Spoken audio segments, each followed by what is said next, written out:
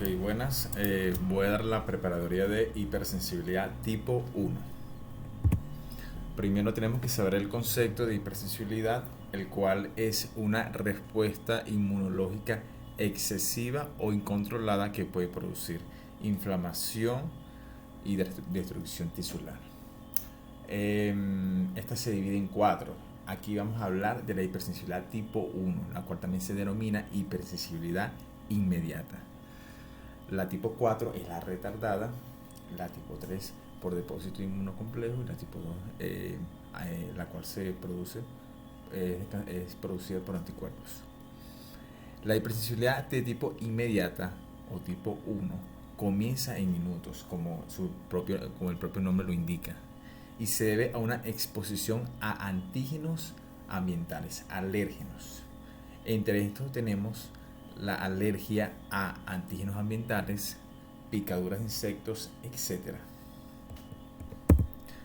Entonces tenemos que tener muy claro en este tipo de hipersensibilidad cuáles son los mediadores, las células efectoras, los antígenos involucrados y los ejemplos de las diferentes patologías que son partícipes de la hipersensibilidad tipo 1.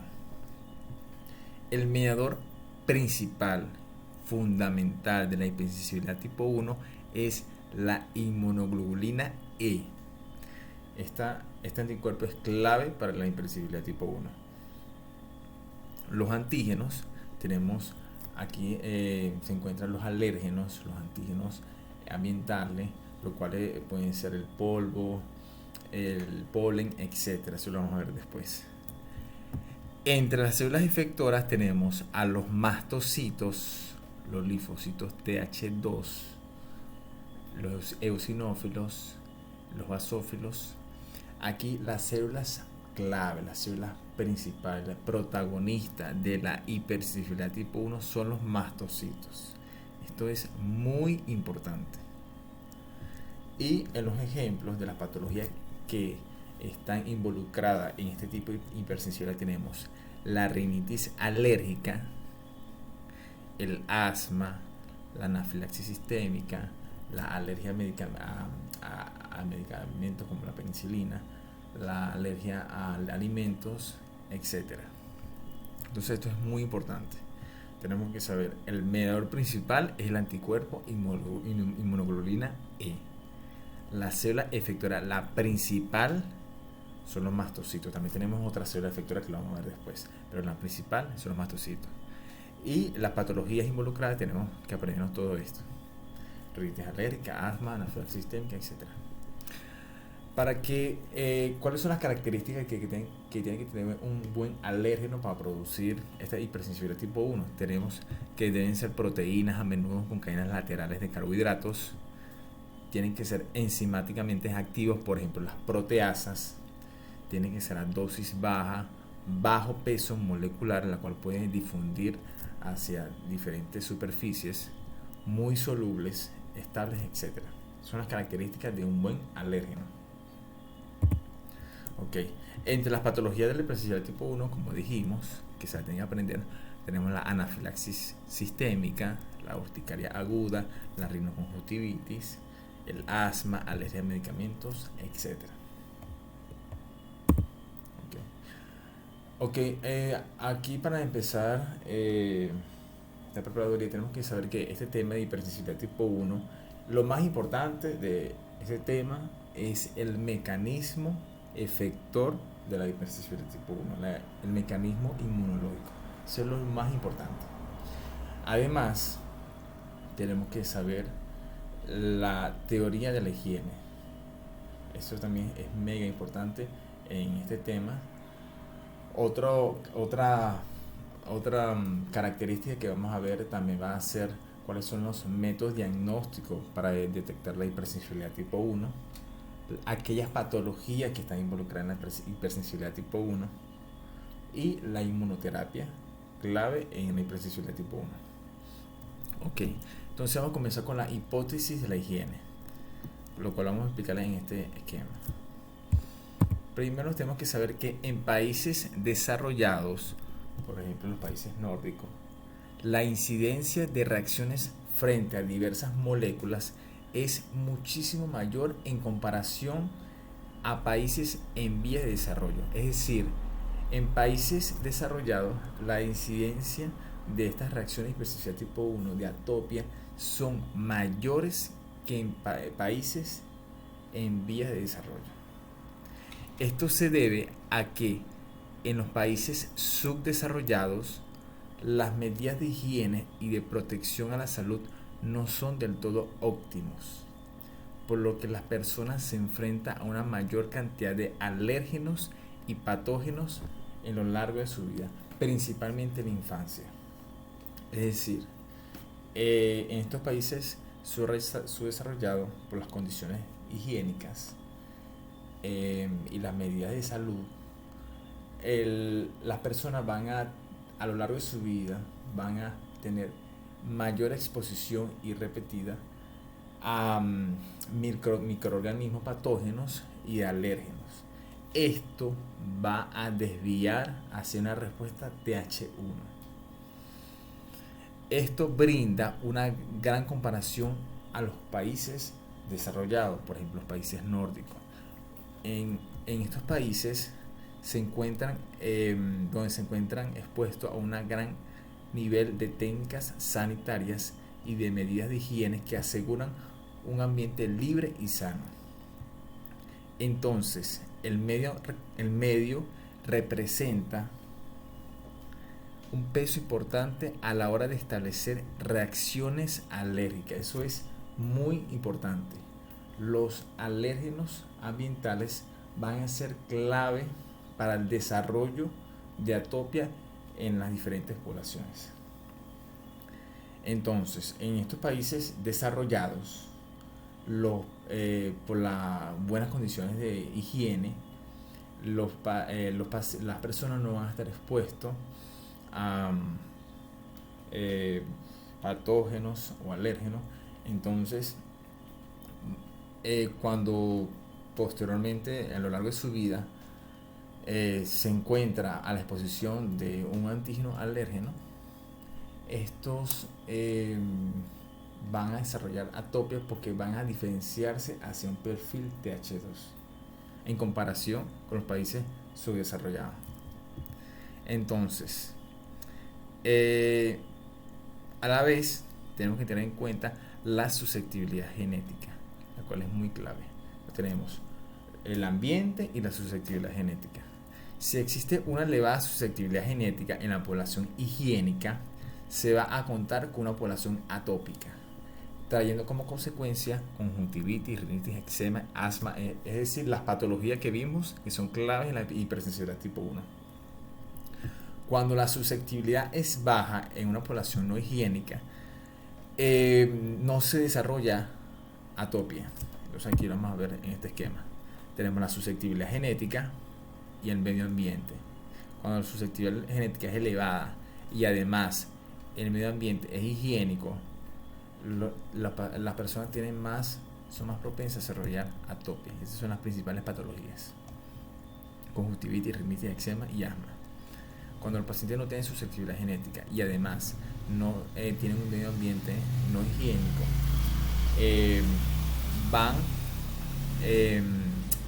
no son susceptibles a desarrollar atopia, pero son más susceptibles a desarrollar patologías infecciosas. Entonces, ¿qué postula la hipótesis de la higiene? Primero, el aumento en la alergia en los países desarrollados se debe a una disminución de la exposición a microbios patógenos. Ambientes menos higiénicos que predisponen a infecciones en las primeras etapas de la infancia, por ejemplo, en los países africanos, ayudan a proteger contra la atopia y el asma. Es decir, por ejemplo, en los países africanos la incidencia de atopia es muy baja en comparación con los países nórdicos, y esto se debe a la exposición en las etapas de la infancia a patógenos y a otros alérgenos. Entonces, en los países desarrollados va a predominar una respuesta hacia el perfil TH2. En cambio, en los países subdesarrollados, esta persona que tienen exposiciones a nivel de la infancia va a predominar un perfil TH1. Esto tienen que aprender, eso es muy importante. Ok, entonces ahora vamos a hablar del mecanismo clave, el mecanismo inmunológico de la hipersensibilidad tipo 1. Para entender esto tenemos que ver primero cuáles son los receptores y células involucradas. Entre los receptores tenemos los receptores de alta afinidad, los receptores de baja de afinidad para la inmunoglobulina E. Esto se va a encontrar en los mastocitos, muy importante. Estos receptores, el de alta y baja afinidad, se va a encontrar en la membrana del mastocito. El receptor de alta afinidad va a su vez va a estar asociado a dominios y TANs. Y estos dominios son muy importantes para la activación intracitoplasmática del mastocito. Además, tenemos que saber cuáles son las células involucradas en este tipo de hipersensibilidad. Como dijimos, el mastocito, muy clave. Deben saber que las concentraciones de mastocitos en la sangre es nula. Los mastocitos se encuentran a nivel de los tejidos conectivos alrededor de la circulación sanguínea, principalmente en la piel, en la mucosa nasal, en la mucosa gastrointestinal, en la mucosa respiratoria. Las otras células involucradas en este tipo de hipersensibilidad son los linfocitos TH2, los eosinófilos y los basófilos. Ok. Entonces el mecanismo se va a dividir en fases. Primero tenemos una fase de sensibilización, luego tenemos una fase temprana y por último una fase tardía. En la fase de sensibilización, primero tenemos la exposición al alérgeno, ya sea inhalado en la mucosa nasal, o la mucosa respiratoria, o la mucosa gastrointestinal, o la piel, etc. Entra el alérgeno. Luego, ya sea un macrófago, una célula dendrítica, los fagocitas, o un linfocitos B, la cual es una célula presentadora de antígeno. Y esto va a llegar al ganglio linfático más cercano y aquí se va a producir la cooperación celular entre el linfocito B y el linfocito TH. Eso es lo primero que deben explicar. Y como todos los temas de inmunología deben correlacionarlo, aquí es muy importante que expliquen la cooperación celular entre el linfocito B y el linfocito TH. Entonces, el linfocito B fagocita al antígeno, luego lo procesa y lo presenta a través de la molécula MHC clase 2. Esto va a permitir que el linfocito B también exprese la molécula B7 y CD40, lo cual son importantes para la cooperación celular con linfocitos TH. El linfocito TH, mediante el receptor TCR, va a reconocer al antígeno presentado por la molécula MHC clase 2 y va a existir la unión entre la molécula B7, el linfocitos B, y la molécula CD28 del TDH, el linfocitos TH, y la molécula CD40 del linfocitos B, y la molécula CD40 ligando de las células TH, el linfocitos T. Esto va a permitir la diferenciación del linfocitos B en una célula plasmática productora de anticuerpos y unas células de memoria. Y el perfil de citoquina que va a diferenciar a los linfocitos T va a ser la interleuquina 4, la cual se va a diferenciar hacia un perfil TH2. Y además el ambiente que existe de citoquina, la cual es interleuquina 4 e interleuquina 13, va a permitir la diferenciación del isotipo de la producción de anticuerpos hacia la inmunoglobulina E. Entonces aquí es muy importante saberse esas dos citoquinas. La inmunoglobulina 4 y la inmunoglobulina 13 son importantes para la producción, para el cambio de isotipo hacia inmunoglobulina E. Posteriormente, este anticuerpo se va a unir a los receptores de alta y baja afinidad que ya acabamos de hablar, de los mastocitos, de la membrana de los mastocitos.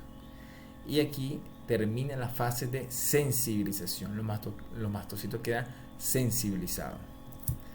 Entonces tenemos que la inmunoglobulina E se va a unir a los receptores de alta y baja afinidad de los mastocitos aquí. Y luego quedan sensibilizados. Ahí termina la fase de sensibilización. Posteriormente, cuando existe una reexposición al alérgeno, este se va a unir hacia los anticuerpos que se encuentran en los receptores de alta afinidad de los mastocitos. Y esto va a producir la desgranulación de los mastocitos, produciendo la liberación de aminas vasoactivas. Esto es muy importante, esto es clave. La desgranulación de aminas vasoactivas. ¿Cuáles aminas vasoactivas van a liberar? Ok. Primero tienen que saber que los mastocitos van a tener en el interior celular unos gránulos primarios y gránulos secundarios. Los gránulos primarios son gránulos preformados, es decir, que van a existir antes de la activación de la exposición al antígeno. Y los gránulos secundarios van a ser sintetizados o neoformados posterior a la exposición del antígeno. Entonces, tenemos que tener en cuenta que cuando el antígeno, el alérgeno, se une a la inmunoglobulina E, y esta está enlazada al receptor de alta afinidad, el cual, como dijimos, va a activar a los dominios ITANX, y esto va a producir la activación intracelular. Va a producir la activación del mastocito. Se va a producir la liberación de gránulos primarios. ¿Cuáles son los gránulos primarios? La histamina, heparina, serotonina, factor quimiotáctico de eosinófilos, neutrófilos y las proteasas. Aquí tienen que explicar también los efectos. La histamina, heparina y serotonina van a producir aumento de la permeabilidad vascular y contracción de músculo liso. Aumento de la permeabilidad y la contracción del músculo liso. Las proteasas van a ser importantes para la degradación de la membrana basal de los vasos sanguíneos y la secreción de moco bronquial. Además, tenemos que tener en cuenta que los factores quimiostáticos de eosinófilos y neutrófilos van a ser importantes para la fase tardía de la hipersensibilidad tipo 1. O sea, estos factores van a reclutar a las células que van a ser protagonistas en la fase tardía, la cual es predominantemente inflamatoria. Entonces, estos son los gránulos primeros. Se lo tienen que aprender, son muy importantes. La histamina es la más importante de todas. Tenemos que posteriormente, en la fase tardía, la cual va a ocurrir de 2 a 4 horas después de la exposición al alérgeno, se van a sintetizar los gránulos secundarios. Entre estos tenemos los leucotrienos, prostaglandinas, bradicininas y citoquinas proinflamatorias. Los leucotrienos van a producir aumento de la permeabilidad vascular, contracción del músculo liso pulmonar. Las prostaglandinas van a producir vasodilatación, contracción del músculo liso pulmonar y agregación plaquetaria. La bradicinina va a producir aumento de la permeabilidad vascular y contracción del músculo liso. Y tenemos las citoquinas proinflamatorias, interleuquina 1, TNF-alfa, las cuales son importantes para la anafilaxis sistémica. Tenemos la interleuquina 4 y 13, como dijimos, lo cual va a producir aumento en la producción de inmunoglobulina E. Aquí se produce una retroalimentación positiva para la producción de este anticuerpo. Tenemos la interleuquina 5, importante para la activación de eosinófilos. Muy importante, interleucina 5, activación de eosinófilos. Ok. Entonces, este mecanismo es muy importante que se lo aprenda. La cooperación celular, la sensibilización, la fase temprana, la fase tardía. Aquí vamos a verlo otra vez. Tenemos la primera exposición al alérgeno, luego va a producirse la cooperación celular para la producción de inmunoglobulina E. Esta va a unirse a los receptores de alta afinidad de los mastocitos, se sensibilizan, ocurre la fase de sensibilización y posteriormente va a producirse la respuesta temprana y la respuesta tardía.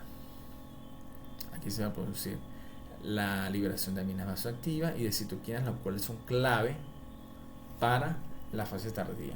En la fase tardía se va a producir el reclutamiento de neutrófilos y eosinófilos, los cuales van a producir una respuesta inflamatoria. Aquí tenemos otro esquema, el alérgeno, tenemos la célula dendrítica, llega al ganglio linfático más cercano, se produce la cooperación celular, a la diferenciación de células plasmáticas productoras de anticuerpos, inmunoglobulina E, queda sensibilizado, luego ocurre una reexposición, liberación de aminas vasoactivas y citoquinas. Ok. La cooperación celular, que eso se lo tenga que aprender. Y tenemos que, bueno, las funciones de las citoquinas igualmente se lo deben aprender. Los leucotrienos, la función, la histamina, la heparina, las proteasas. Estas son las enzimas que tienen los eosinófilos. O sea, los mastocitos son células muy tóxicas, pero los eosinófilos son aún más tóxicas. Estas van a producir enzimas como por ejemplo la peroxidasa eosinofílica, la proteína básica mayor, la proteína catiónica eosinófila, los cuales son importantes en las infecciones parasitarias. La liberación de interleucina 8, la cual promueve el flujo de leucocitos. Entonces, o sea, en la fase tardía es importante que hablen de la función de los eosinófilos, de los basófilos en el proceso inflamatorio y en la liberación de todas estas enzimas, estas proteínas y los efectos que producen. O sea, ese es lo más importante de este tema, la hipersensibilidad tipo 1. Lo más importante, explicar todo ese proceso. Entonces, explican el primer proceso aquí de la exposición, la cooperación celular. Aquí explican todo lo de la cooperación, todas las moléculas involucradas, el perfil de citoquinas. En la fase temprana explican, muy importante, los gránulos de los mastocitos, los gránulos primarios y los gránulos secundarios. Y en la fase tardía explican los eosinófilos, las funciones de cada una de estas células. Ok. Y tenemos que cuáles son las patologías involucradas en este tipo de hipersensibilidad, como ya lo vimos. Tenemos la rinitis alérgica, el asma, anafilaxis sistémica, etc. La anafilaxis sistémica se inicia minutos después de una reacción de la reacción de hipersensibilidad tipo 1 a causa de un alérgeno introducido directamente al torrente sanguíneo, por ejemplo la penicilina. Aquellos pacientes que son alérgicos a la penicilina pueden morir por anafilaxis sistémica por una reacción hipersensibilidad tipo 1. Eso es una reacción inmediata.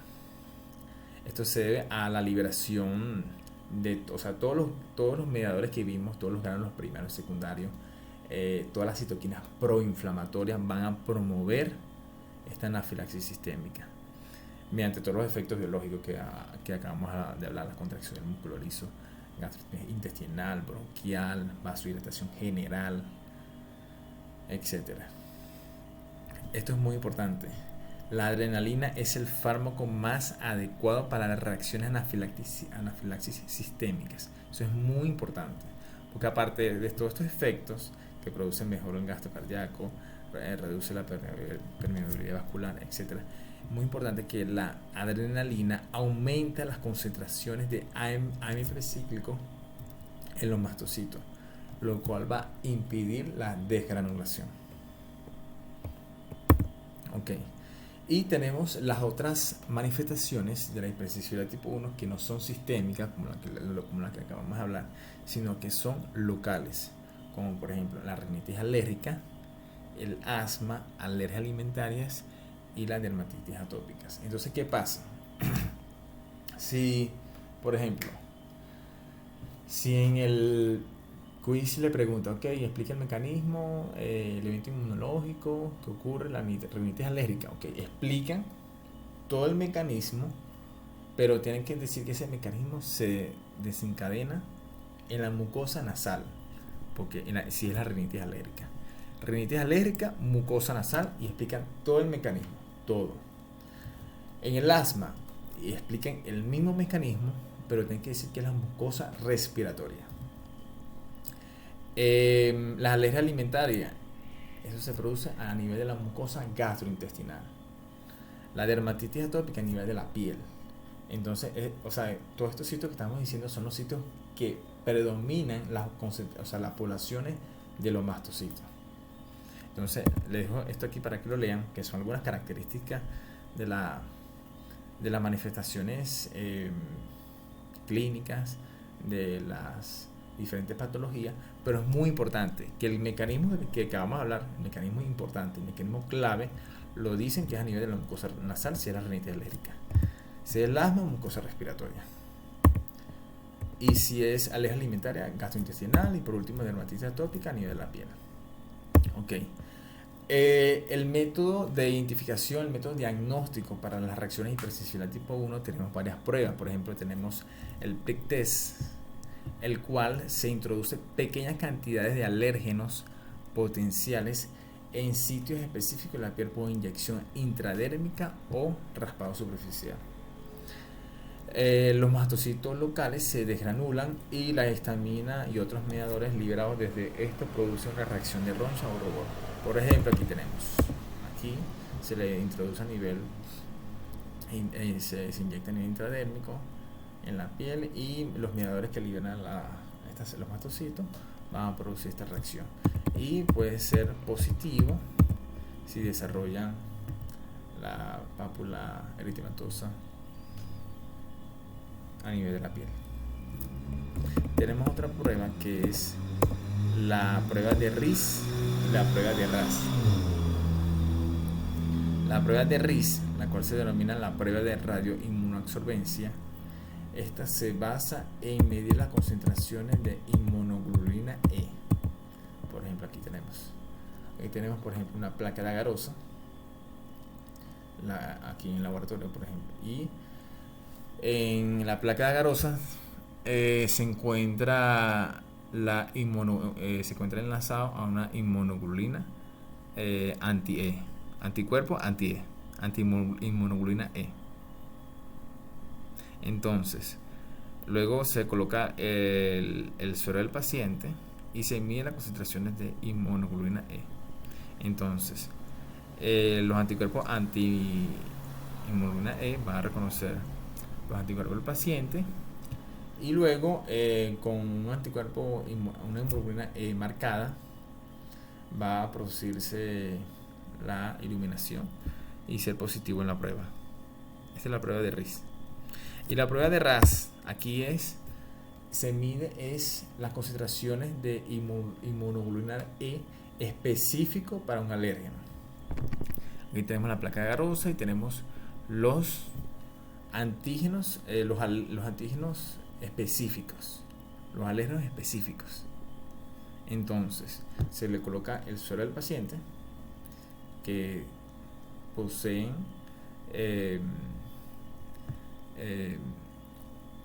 se van a enlazar a los antígenos específicos a que se encuentran a nivel de la placa de agarosa, y luego se coloca un anticuerpo anti-inmunoglobulina E marcado, que se van a unir a los anticuerpos del paciente, del suero del paciente, y esto va a iluminar y ser positivo.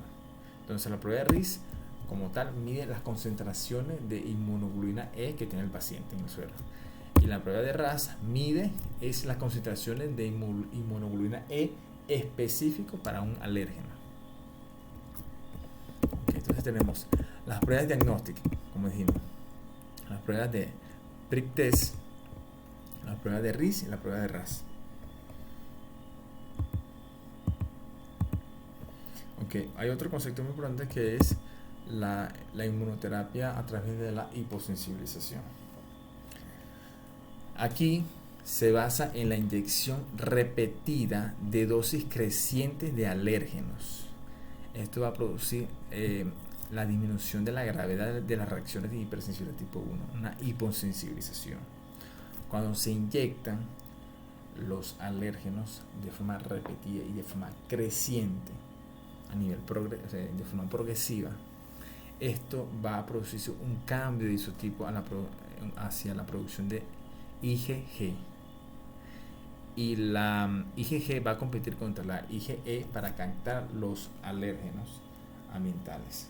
Entonces las concentraciones de IgG van a unirse a los antígenos, y estos posteriormente van a ser eliminados a nivel del vaso por el sistema retículo endotelial. Aquí tenemos un esquema, lo cual va a producirse en la hiposensibilización un aumento en la concentración de IgG, disminución de la concentración de IgE. Reduce, por ende, va a reducir la reactividad de los mastocitos y los basófilos. Ok, existen otras inmunoterapias, por ejemplo, los antihistamínicos, los cuales bloquean a los receptores de histamina H1 y H2. Tenemos el cromolin sódico, que bloquea la entrada de calcio, eso lo van a ver en farmacología. Tenemos la teofilina, la adrenalina, como acabamos de ver, que se va a unir a los receptores beta adrenérgicos de los mastocitos, lo cual va a producir aumento en las concentraciones de AMP cíclico y bloquear la desgranulación de estas células. Tenemos la cortisona, que igualmente va a bloquear la conversión de histidina en histamina, y estimula la producción de AMP cíclico en los mastocitos para evitar su desgranulación. Ok, aquí tenemos otra inmunoterapia que es lo mismo que acabamos de hablar. Y bueno,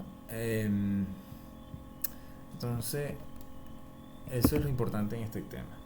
A mí en mi año me preguntaron, la única pregunta de hipersensibilidad tipo 1 fue que explique los eventos inmunitarios que conducen al asma alérgico. Entonces, ¿qué deben explicar aquí? Deben explicar todo el mecanismo inmunológico que vamos a hablar: la cooperación celular, la fase de sensibilización, la fase temprana, los mediadores, la fase tardía, las células involucradas, el eosinófilo, las enzimas de estas células, etcétera, que se produce a nivel de la mucosa respiratoria, el asma alérgico. Deben explicar todo ese mecanismo y listo. O sea, entonces, en conclusión, tenemos que tener en cuenta que este tema es corto, es rápido, sencillo. O sea, se debe aprender el mecanismo inmunológico, la teoría de la higiene, las pruebas diagnósticas como el prick test, el RIS, el RAS, y las patologías involucradas, que dependiendo de cuál sea la localización, van a decir qué mucosa es o si es en la piel. Y la terapia de hiposensibilización, la cual va a producirse un cambio de isotipo hacia IgG, lo cual va a producir disminución de la concentración de IgE, disminución de la actividad del mastocito, etc. Y bueno, eso fue todo. Si tienen alguna duda, me escriben con confianza, y bueno, estamos a la orden.